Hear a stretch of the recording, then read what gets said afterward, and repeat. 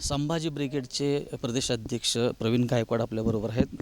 दादा, काल जो भ्याड हल्ला तुमच्यावर झाला हा पूर्वनियोजित होता का, कसं पाहता याच्याकडे? नाही, आता त्या घटनेला 24 तास उलटून गेल्यानंतर जी काही माहिती मिळते तर पोलिसांना ही घटना घडणार याची कल्पना होती अशी माझ्याकडे माहिती आहे. कारण 2-3 दिवसापासून हे लोक तिथे फिरत होते, तशा प्रकारचे फुटेज पण तिथे मिळत आहेत. आता दुसरी गोष्ट, जे आयोजक आहेत जन्मेजय राजे भोसलेंचा सत्कार करणारी जी टीम आहे ते पण तिथं कुठलाही निषेध नोंदवला नाही, त्यांनी कुठली पोलीस केस दिली नाही, आमचं व्यवस्थित स्वागत झालेलं नाही आहे किंवा त्याच्यानंतरही त्यांनी विचारपूस केली नाही.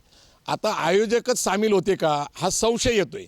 जन्मेजय राजेंसारखा एक महत्त्वाचा सामाजिक चळवळ चालवणारा कार्यकर्ता, ज्यांनी तिथं अन्नछत्र किंवा तिथं शिक्षण संस्थेला जो पाठिंबा दिला त्यांच्याबद्दल आदरच आहे. आणि त्यांची स्वतःची इच्छा होती की एक सामाजिक कार्यकर्त्याच्या हस्ते त्यांचा सत्कार व्हावा. आता सत्कार चालू आहे आणि बाहेर आमच्यावर त्यांच्यासमोर काळं वंगण टाकलं. त्याच्यानंतर त्यांनी जो काही तिथं निर्णय घ्यायला पाहिजे होता त्यांनी खूप लाईटली घेतलेलं आहे. त्यांनी ह्याचं गांभीर्य समजून घेतलेलं नाही आहे. पण एक निश्चित आहे की हे पूर्वनियोजित कट असल्याशिवाय असं अचानक काही होत नसतं.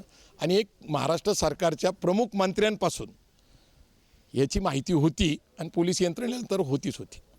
काल ज्यांनी आरोपींनी जे तुमच्यावर शाई वंगण टाकण्याचा प्रकार केला, प्राणघातक हल्ला केला, परंतु जे बेलेबल वॉरंट लावलेत अनबेलेबल लावायला पाहिजे होतं, कसं पाहता याच्याकडे? नाही, सरकार याच्यात सामील आहे. सरकारचे मंत्र्यांचे फोन येत आहेत अक्कलकोट पोलीस स्टेशनला आणि त्यांच्यावर नॉन बेलेबल लावा हे सांगितलं जातं. तर ते सुटतीलही, ते काही सुटणार नाही असं नाही. परंतु ज्यांनी माझ्यावर प्राणघातक हल्ला केला त्याचा इतिहास काय आहे? 10 गंभीर स्वरूपाचे गुन्हे आहेत आणि अशा प्रकारचे गुन्हे असणारा माणूस त्याला भारतीय जनता पार्टी युवा मोर्चाचा सरचिटणीस करतो. बावनकुळे सांगतात की तो भाजपचा कार्यकर्ता आहे, पण तो भाजपचा विचार नाही. आता तुम्ही गोडसेंचा विचार मानता, सावरकरांचा हिंदुत्वाचा विचार मांडता, हिंसेचा विचार मानता आणि मग भाजपचा कार्यकर्ता एखादं हिंसक कृत्य करत. आता तुम्ही मला सांगा, एखादा चळवळीतला कार्यकर्ता, विचाराचा कार्यकर्ता माझ्यावर चर्चेला आला असता किंवा तसे कार्यकर्त्यांनी हल्ला केला असता किंवा शाई टाकली, मी समजू शकतो. ज्याच्यावर 10 गुन्हे आहेत आणि तो ज्यावेळेस माझ्यावर हल्ला करतो त्याचा अर्थ स्पष्ट आहे की त्याला माझी हत्याच करायची होती हे स्पष्ट झालेलं आहे आणि ते पूर्वी घडलेलं आहे. असं असताना सुद्धा त्याच्यावर नॉन बेलेबल गुन्हे दाखल करतात. 307 झाला पाहिजे खुनाचा प्रयत्न, परंतु ते होत नाही आहे.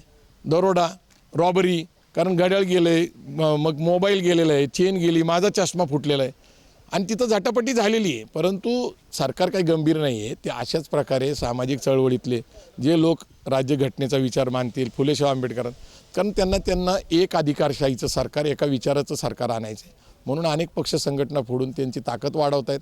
परंतु सामाजिक चळवळीचे कार्यकर्ते यांना काही प्रलोभनं चालत नाही. त्याच्यामुळं ते आमच्या कार्यकर्त्यांना संपवणं, विचार संपवणं